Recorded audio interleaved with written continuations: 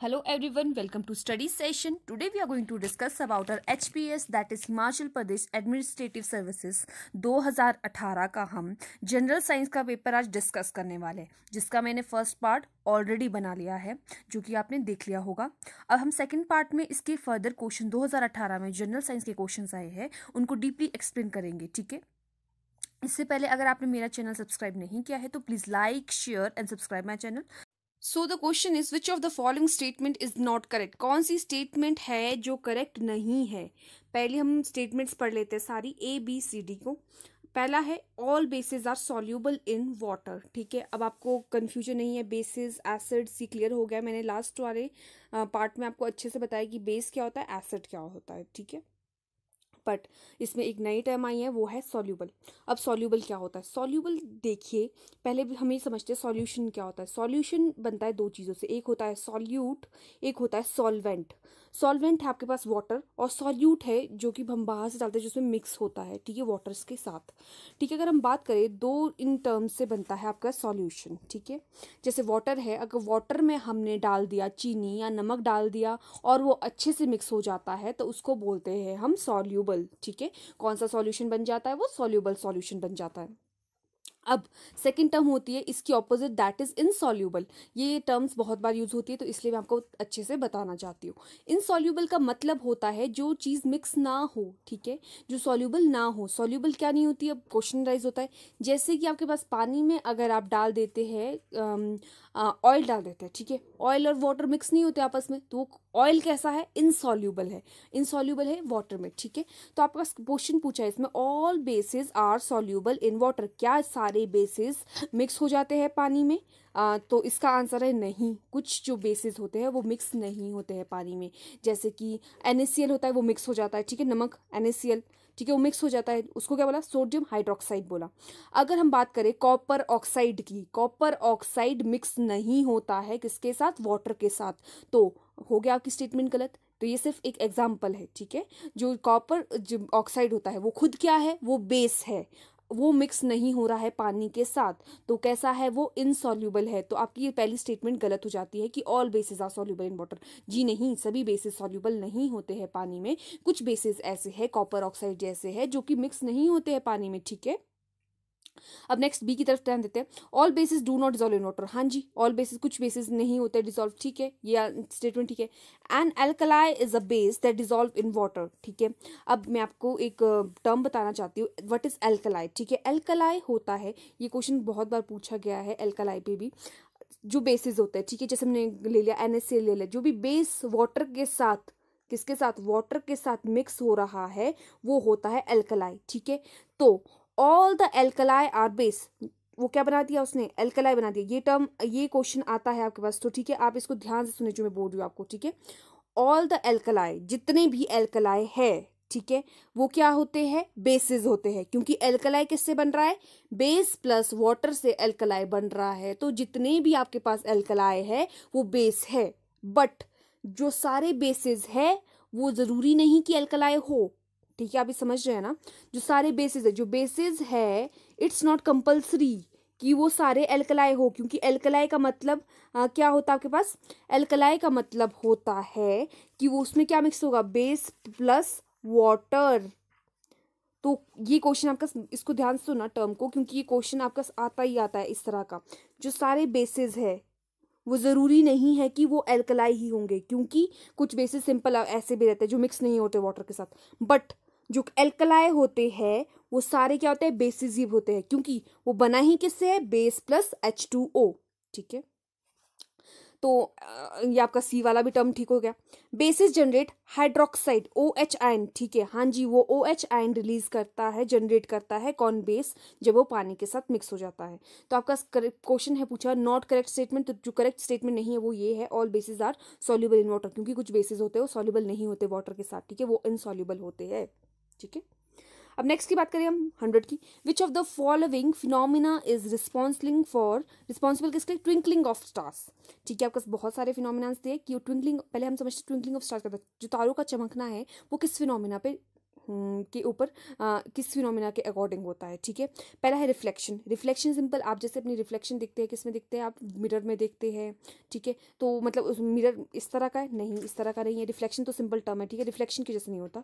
Refraction और dispersion, दो में कन्फ्यूजन हो जाती है लोग, बच्चों को, जो कि साइंस स्टूडेंट है या फिर जिन्होंने थोड़ा बहुत पढ़ा है 10th तक, क्योंकि 10th का ही ये क्वेश्चन आपके पास है। तो इसमें है रिफ्रैक्शन ऑफ स्टारलाइट और डिस्पर्जन ऑफ स्टारलाइट। रिफ्रैक्शन और डिस्पर्जन में कन्फ्यूजन हो जाती है, बट फर्स्ट टर्म है, ये तो आपको पता है कि ये नहीं हो सकता है।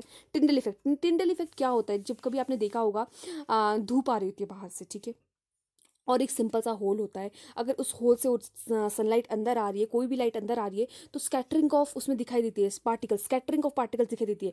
पार्टिकल्स होते हैं उसमें जंप कर रहे होते हैं, जैसे हमने देखा ही है, मैक्सिमम विलेजेस में देखा होता है, या फिर कहीं घर पे देखा हो जहाँ पे सिंपल होल से एक आपका अंदर सनलाइट आती है, तो स्कैटरिंग ऑफ पार्टिकल्स नजर आती है। पार्टिकल ऐसा लगता है कि उड़ रहे हैं, या फिर डस्ट पार्टिकल्स उड़ रहे हैं, इस तरह का फिनोमिना जो नजर आता है उसको बोलते हैं हम टिंडल इफेक्ट। डिस्पर्जन होती है जो इसमें पार्टिकल्स की, जिसमें आपके पास हो जाती है लाइट में, उसको टिंडल इफेक्ट बोलते हैं।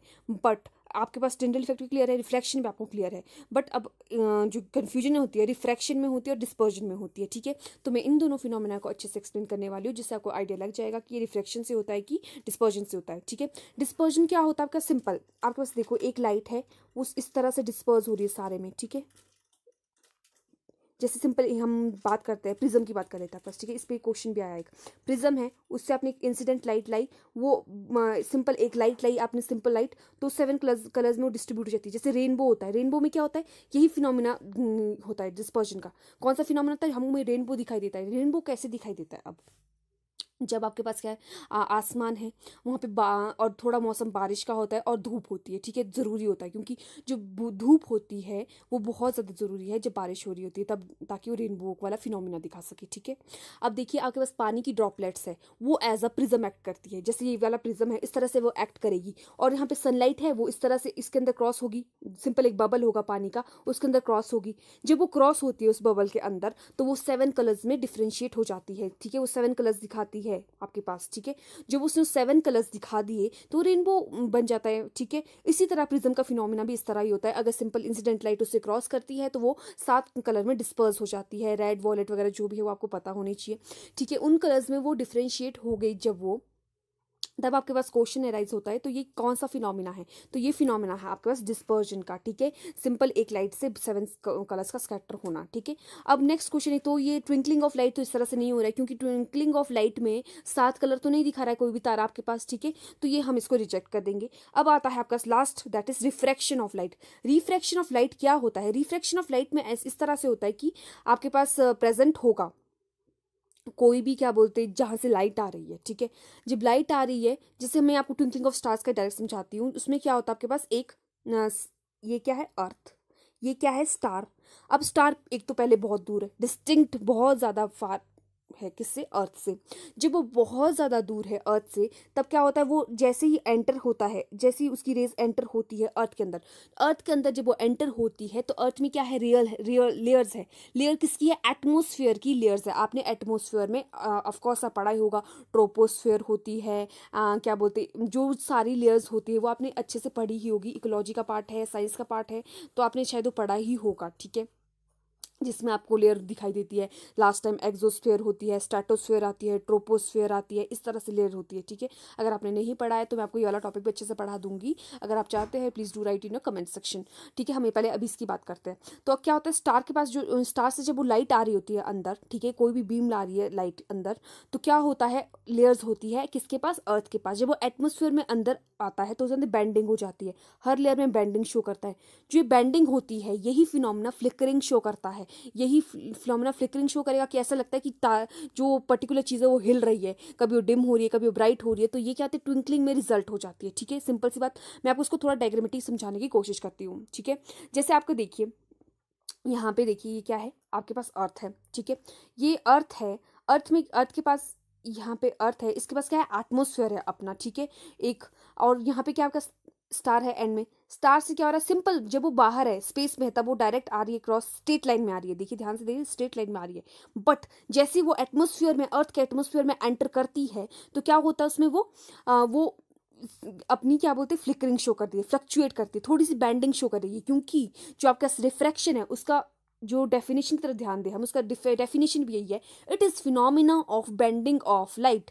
फिनोमिना है ऐसा जिसमें बेंडिंग हो जाती है लाइट की।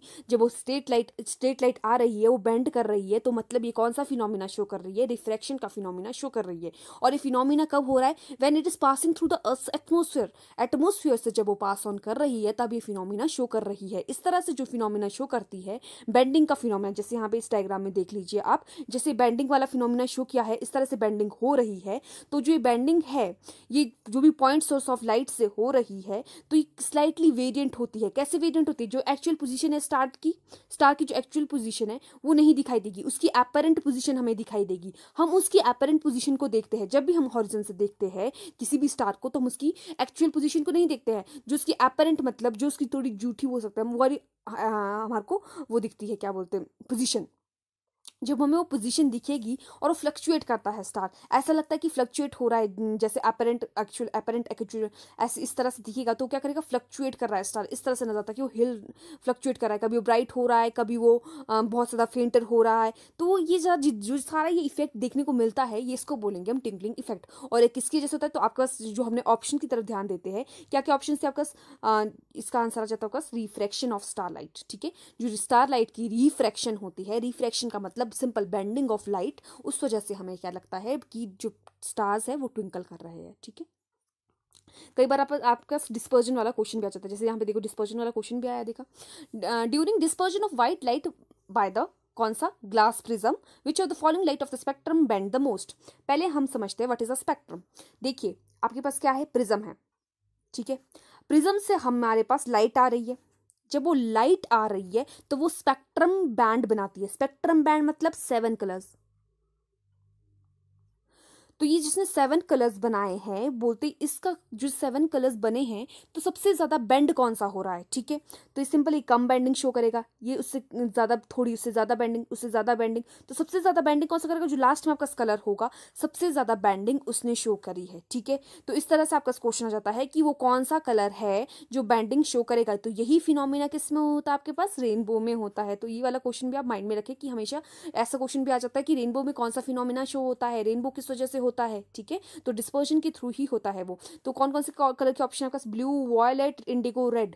तो हम पहले देख लेते हैं, थोड़ा डायग्रामेटिकली समझ लेते हैं कि किस किस तरह में डिस्पर्स हो जाता है। ठीक है, ये देखिए आपका प्रिज्म है, प्रिज्म से जब व्हाइट लाइट आई कोई भी, तो उसने देखा कि आपका पहला कलर कौन सा रहा है, रेड, फिर कौन सा रहा, orange, yellow, green, blue, indigo, violet. यही रेनबो कलर्स है, यही 7 कलर आपको अच्छे से लर्न होने चाहिए। कई बार इनकी सीक्वेंस भी पूछ लेते हैं कि कौन सा आता है, तो ROY, रॉय, रॉय से याद रख सकते हैं आप। ठीक है, रॉय, GB, रॉयल GB है आपके पास, कैसी है, रॉयल GB IV, इस तरह से याद रख सकते हैं। रॉयल GB आई हैव से आप V याद रख लो। ठीक है, ये मैं आपको थोड़ी सी ट्रिक बता रही हूँ जो आप हमेशा कभी भूलेंगे ही नहीं अगर आपको ट्रिक है। रॉयल GB आई हैव, मेरे पास रॉयल GB है। ठीक है, व्हेन जब भी कोई क्या होता है, लाइट इंसिडेंट ग्लास प्रिज्म पे पड़ती है या किसी ड्रॉपलेट पे पड़ती है, तो सबसे ज्यादा बेंडिंग जो शो करता है वो होता है आपके पास वॉयलेट। ठीक है, the red bend the least, जो रेड है ऊपर देखिए, आप खुद देख लीजिए वो क्या हो रहा है, बेंड लीस्ट हो रहा है, क्योंकि इतनी सी बेंडिंग शो की, पर जो वॉयलेट है वो सबसे ज्यादा बेंड हो रहा है। तो कौन सा आपके पास, वॉयलेट इसका आंसर आ जाता है, which bend the most, violet, and which bend the least. ऐसा क्वेश्चन भी आ जाता है कि सबसे कम बेंडिंग कौन शो करता है, दैट इज रेड, रेड सबसे कम बेंडिंग शो करता है। तो आपका ये क्वेश्चन आता है जो कि स्प्लिटिंग फिनोमिना है, एक स्पेक्ट्रम बनता है, और ये रेनबो भी यही होता है। ठीक है, अगर हम नेक्स्ट क्वेश्चन की तरफ जाए, विच of the following is not derive from a wild cabbage.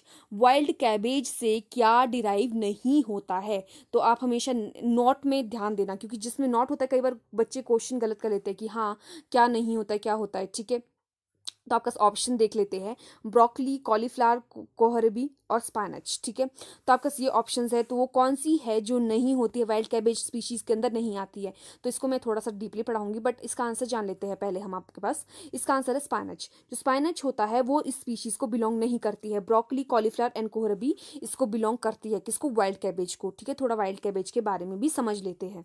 Wild cabbage क्या होता है, ये इसका बॉटनिकल नेम भी कई बार पूछा जाता है, तो इसका बॉटनी नेम होता है आपके पास ब्रेसिका ओलिरेसी। क्या होता है ब्रेसिका ओलिरेसी? आपका इसका क्या है बॉटनिकल नेम है। ये नेटिव होती है कहाँ? वेस्टर्न यूरोप में होगी, वेस्टर्न मेडिटेरियन में होगी, जिसका मतलब क्या हुआ, ये इंग्लैंड और स्कॉटलैंड के कुछ पार्ट्स में पाई जाती है सबसे ज्यादा, जिसका ओरिजिन है यहाँ पे। ठीक है, अगर हम कल्टीवेशन की बात करें आपके पास, तो वाइल्ड कैबेज की जो स्पीशीज होती है, जैसे कि आपका सेवी होगी, केल्स होगी, कोलर्ड होगी, ब्रूसल्स होगी, स्प्राउट्स होगी, ब्रोकली होगी, कॉलीफ्लावर होगी, कोरबी होगी, ये सारी बिलीव की जाती है कि ये डिराइव होती है इसी स्पीशीज से ये डिराइव होती है। ठीक है, तो इसमें बहुत ज़्यादा इंटरेस्ट लिया गया अपनी हिस्ट्री में, देखा जाएगा इसकी कल्टिवेशन के लिए, तो ये क्वेश्चन भी इंपॉर्टेंट बन जाता है आपके पास। तो आपके पास जो स्पाइनच है वो ही इसमें अंडर नहीं आती है, तो मतलब स्पाइनच क्या है इसका करेक्ट आंसर है, जो कि इसके अंडर नहीं आ रही है। ठीक है, तो अगर हम नेक्स्ट क्वेश्चन की बात करें, आपके पास नेक्स्ट क्वेश्चन आ जाता है आपके पास, in which of the following condition biogas is produced.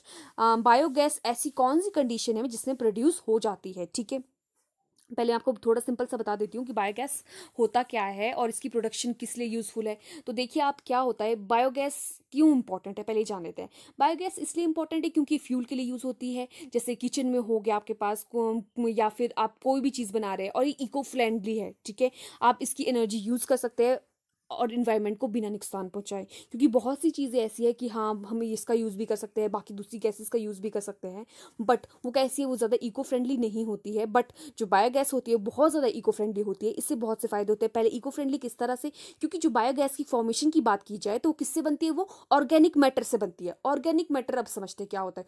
Organic matter ऐसा मैटर जो कि कार्बन बेस्ड हो, कार्बन बेस्ड हो मतलब जिससे कार्बन से बना हो जो भी मैटर, उसको हम क्या बोलते हैं, ऑर्गेनिक मैटर बोलते हैं। जैसे प्लांट्स हो गए, किसके बने होते हैं, कार्बन से बने होते हैं। ठीक है, और आपके पास जो डिग्रेड हो जाती है चीजें, जो इजीली क्या होते हैं, कन्वर्ट हो जाती है किसी और फॉर्म में, उसको बोलते हैं हम, वो उसको बोलते हैं ऑर्गेनिक मैटर। ठीक है, जो इजीली डिग्रेड हो जाए, ऑर्गेनिक मैटर वही होता है। ठीक है, अगर हम बात करें बायोगैस को अगर कन्वर्ट करके, डिग्रेड करके हम क्या बना रहे हैं, गैस बना रहे हैं, किसी ऑर्गेनिक मैटर को डिग्रेड करके गैस बना रहे हैं, उसको हमने बायोगैस बोला। बायो मतलब बायोलॉजिकल गैस, बायोलॉजिकल गैस मतलब कि जो बिल्कुल ऑर्गेनिज्म उसमें जो यूज हुआ है उसकी ट्रांसफॉर्मेशन के लिए, बनाने के लिए, वो कैसा है, वो कैसा है, लिविंग है वो। ठीक है, कैसा उसमें लाइफ है। जैसे कि बैक्टीरिया हो गया, बैक्टीरिया कैसा होता है, लिविंग होता है। तो लिविंग बैक्टीरिया है वो क्या कर रहा है, वो जो भी ऑर्गेनिक मैटर है उसको कन्वर्ट कर देगा, डिग्रेड कर देगा, किसकी फॉर्म में, बायोगैस की फॉर्म में। और वो बायोगैस बहुत ज़्यादा इंपॉर्टेंट है।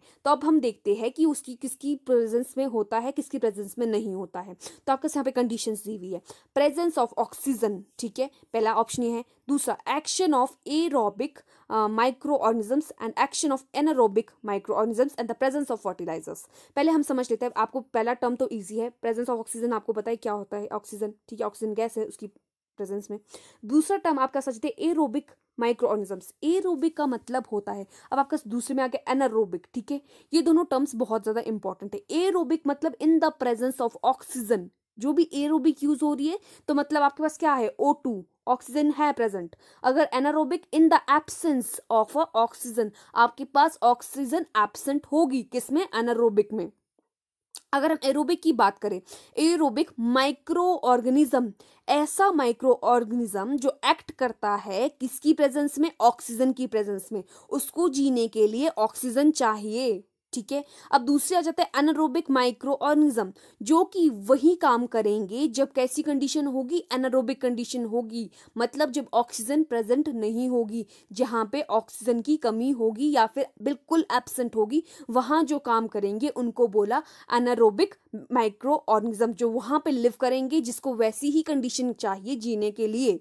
तो ठीक है, अब लास्ट आपका जाता है प्रेजेंस ऑफ फर्टिलाइजर्स। फर्टिलाइजर्स आपको क्लियर है, फर्टिलाइजर्स क्या होते हैं, जो भी कोई ऐसे फर्टिलाइजर्स, चाहे वो आपका इन्वायरमेंट फ्रेंडली हो या फिर इन्वायरमेंट फ्रेंडली नहीं है, तो वो ऐसे फर्टिलाइजर्स जो भी ग्रोथ कराते हैं किसी चीज़ की, जैसे प्लांट्स देख लिया आपने, ट्री देख लिया, एप्पल्स देख लिए, उसमें क्या डालते हैं हम, उसकी फर्दर ग्रोथ के लिए, उसकी अच्छी ग्रोथ हो, फर्टिलाइजर्स डालते हैं, केमिकल्स डालते हैं। ठीक है, उन चीज़ों को डालते हैं ताकि वो अच्छे से ग्रो करे। तो इसकी प्रेजेंस में, फर्टिलाइजर्स की प्रेजेंस में क्या बायोगैस बनेगी, तो ये क्वेश्चन अराइज होता है। तो हम इन सब स्टेटमेंट्स को हमने पढ़ लिया है, अब हम बायोगैस के बारे में थोड़ा सा पढ़ेंगे, जिससे आपको पता चल जाएगा कि इसमें से कौन सी स्टेटमेंट ट्रू है। ठीक है, अगर हम बायोगैस की बात करें, बायोगैस कैसे जनरेट होती है, बायोगैस एक बैक्टीरिया जनरेट करता है बायोडिग्रेडेशन के थ्रू। बायोडिग्रेडेशन एक प्रोसेस होती है जिसमें क्या होता है, ऑर्गेनिक मैटर जो भी है आपके पास, कौन सी कंडीशन में, एनारोबिक कंडीशन। तो आपका आंसर यहीं पे सॉल्व हो गया। तो आपका जो पूछा गया था कि एनारोबिक कंडीशन में काम करता है, तो ऊपर आपका वो टिक हो गया और आपका आंसर, इसका आंसर क्या है, एनारोबिक कंडीशन में जो बैक्टीरिया काम कर रहा है और किस में कन्वर्ट कर रहा है, सिंपल गैस में कन्वर्ट कर रहा है, उसको बोल दिया हमने बायोगैस। ठीक है, फॉर्मेशन या बायोगैस प्रोडक्शन। ठीक है, अगर हम फर्दर बात करें बायोगैस पे कंटेंट में भी क्वेश्चन आ जाता है कि मीथेन कितनी प्रेजेंट है, कौन कौन सी गैसेस प्रेजेंट है। हाँ जी, आपका उसमें बहुत सारी ऑप्शंस दे देंगे, कार्बन डाइऑक्साइड दे देंगे, हाइड्रोजन दे देंगे, ऑक्सीजन दे देंगे। तो आपको चूज करना होता है कि बायोगैस में कौन कौन सी होती है। तो आप यहाँ देख सकते हैं मीथेन में कौन सी, CH4। ठीक है, 40 to 70% क्या प्रेजेंट होती है आपका, मीथेन प्रेजेंट होती है। फिर कार्बन डाइऑक्साइड प्रेजेंट होती है, कितनी, 30 to 60% आपका कार्बन डाइऑक्साइड प्रेजेंट है। अगर हम अदर गैसेस की बात करें तो 1 से 5% आपका बाकी गैसेस प्रेजेंट होगी। हाइड्रोजन गैस प्रेजेंट है आपका 0 से 1% तक, और हाइड्रोजन सल्फाइड प्रेजेंट है 0 to 3%। तो ये सारे हैं आपके पास बायोगैस का कंटेंट जितना प्रेजेंट होता है बायोगैस में, जो कि बहुत ज्यादा यूजफुल है।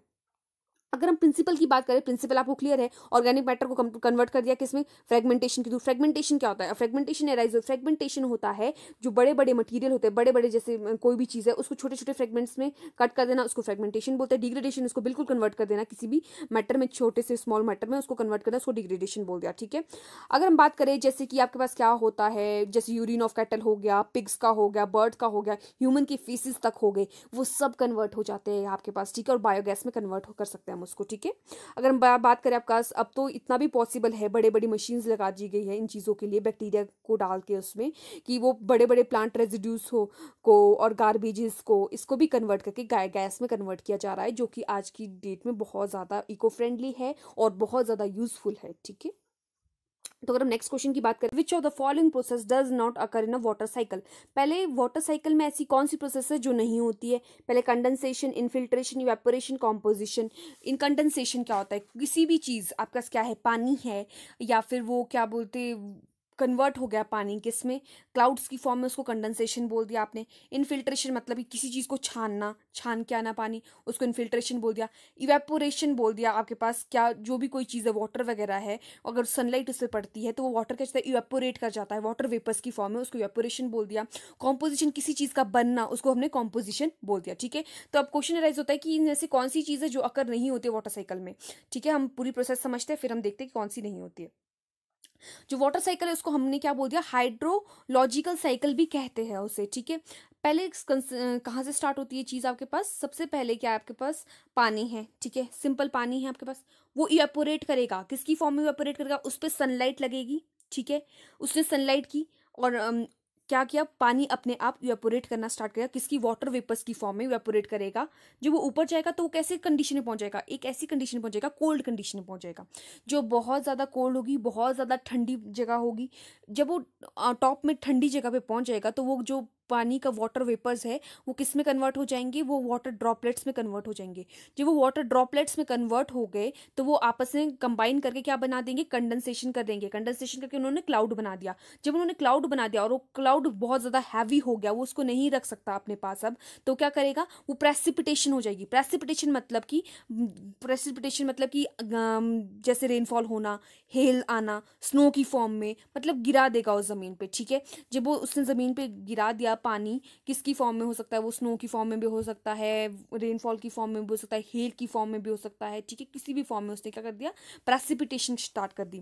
प्रेसिपिटेशन स्टार्ट कर दी तो वापस वो पानी कहाँ चला गया आपके पास, पहाड़ों पे चला गया या फिर खेत पे चला गया। तो कैसा हो गया, वहाँ पे इनफिल्ट्रेशन होगी। इनफिल्ट्रेशन कैसे होगी, वो क्या हो गया इनफिल्ट्रेशन, वो ग्राउंड वाटर में कन्वर्ट हो गया।